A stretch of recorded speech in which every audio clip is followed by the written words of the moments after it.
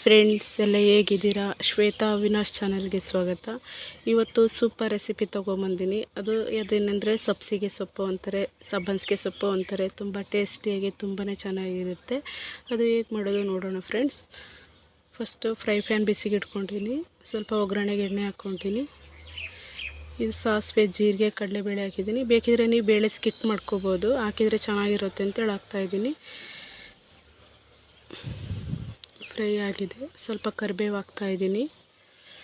ಒಂದು ದೊಡ್ಡ ಸೈಜ್ ಈರುಳ್ಳಿ. ನಾನು ಹಸಿಮೆಣಸು ಹಾಕ್ತಾಯಿಲ್ಲ, ಮಕ್ಕಳು ಬೇಡ ಅಂತ ಹೇಳಿದರು, ಹಂಗಾಗಿ ಹಾಕ್ತಾಯಿಲ್ಲ, ಸ್ಕಿಪ್ ಮಾಡಿದ್ದೀನಿ. ನೀವು ಬೇಕಿದ್ರೆ ಒಂದು 2-3 ಖಾರಕ್ಕೆ ಅನುಗುಣವಾಗಿ ಹಾಕ್ಕೊಳ್ಳಿ.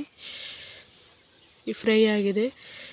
2 ಕಟ್ಟು ಸಬ್ಬಸಿಗೆ ಸೊಪ್ಪು, ಅದನ್ನು ನೀಟಾಗಿ ಸೋಸಿಬಿಟ್ಟು ತೊಳೆದು ಸಣ್ಣದಾಗಿ ಹೆಚ್ಕೊಂಡ್ಬಿಟ್ಟಿನಿ. ರುಚಿ ತಕ್ಕಷ್ಟು ಉಪ್ಪು ಹಾಕಬೇಕು.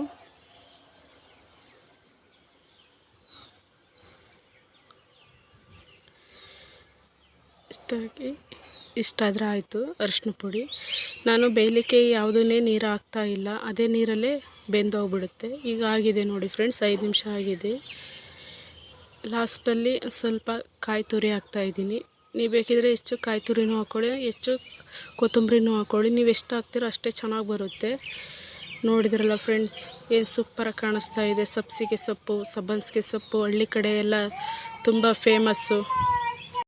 ನಾವು ಕೆಲವೊಂದು ಟೈಮು ಸಬ್ಬಸಿಗೆ ಸೊಪ್ಪು ತೊಗೊಂಬಂದಿರ್ತೀವಿ ಸಾಂಬಾರು ಮಾಡಬೇಕು ಅಂಥೇಳಿ. ನಮಗೆ ಆ ಟೈಮಲ್ಲಿ ಸಾಂಬಾರು ಮಾಡೋಕ್ಕಾಗೋದಿಲ್ಲ, ಸೊಪ್ಪೆಲ್ಲ ವೇಸ್ಟ್ ಆಗಿಬಿಡುತ್ತೆ. ಆ ಟೈಮಲ್ಲಿ ಈಗ ಬೇಗನೆ ಕ್ವಿಕ್ಕಾಗಿ ಅರ್ಜೆಂಟಲ್ಲಿ ಈ ಸಬ್ಬಸಿಗೆ ಸೊಪ್ಪಿನ ಪಲ್ಯ ಮಾಡ್ಕೊಂಡ್ರೆ ತುಂಬ ಟೇಸ್ಟಿಯಾಗಿ ತುಂಬಾ ಚೆನ್ನಾಗಿರುತ್ತೆ.